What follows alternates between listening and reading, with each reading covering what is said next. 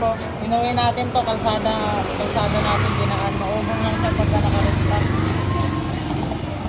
Lapit mo dito po. Ito yung ano niya, switch. Pag naka-red yan, pwede mo na panda rin.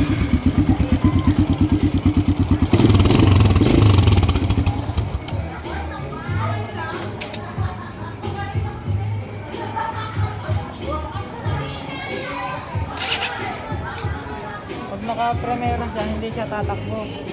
Dapat pisilin yun dito. May switch siya dito.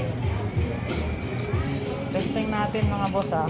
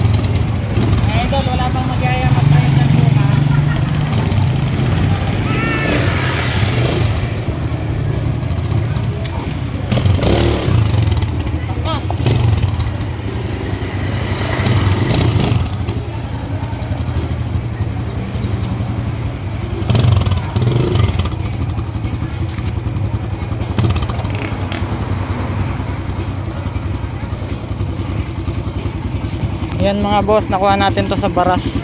Tropa lang din. Tahimik pa ng makina nya. Ito lang yung problema nya, mga ganito. Trail natin to bukas. Hindi abot to sa DT 175 pag sa kalsada. Malalaman to natin bukas pagka sa trail. Lakas niya boy. Kaso walang dulo. Parang tinta lang eh. Pinalawang na yung ano niya. Tambutso. All stock to mga boss. All stock. CDI yun.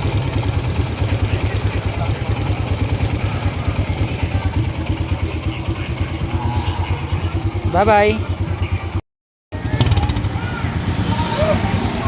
Testingin natin itong pinagmamalaki na lang Kawasaki RF 140.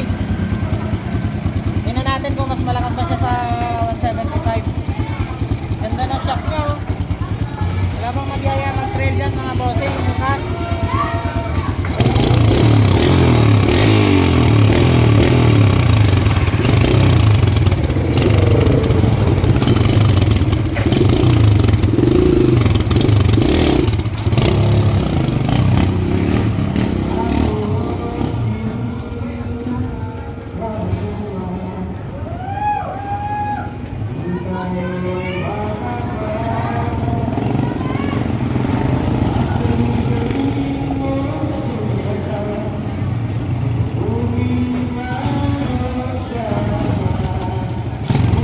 Siguro yung singit-singit na ito na play mo. Saka! Kami yung likod mo. Alis ng tol.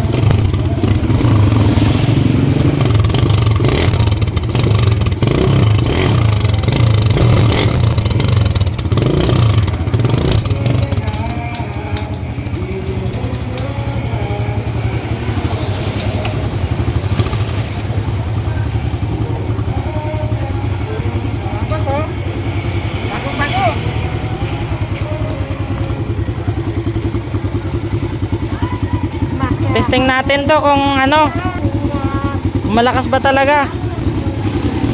Liit mo lang oh. Ganda na ito kasi may safety.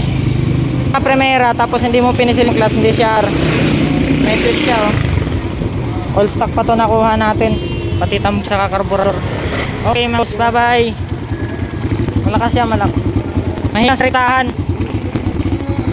Bye.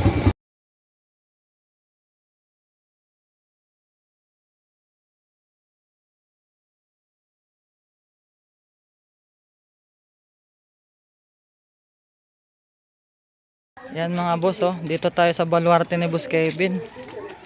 Puro KLX 140. Akala ko isa lang kay Alex na ito. Tatlo pala. Ito yung nasa Montalban, no? Naunahan tayo dito. Bilis talaga na ito. Ito naman yung, ay ito yung kay Papa P. Tapos ito yung sa Montalban. Pinagswap mo lang yung ano, no? Papa P, bakit mo binenta to? Anong motor niya ngayon? Meron pa isa dun. Meron pa isa. Okay mga boss, bye bye.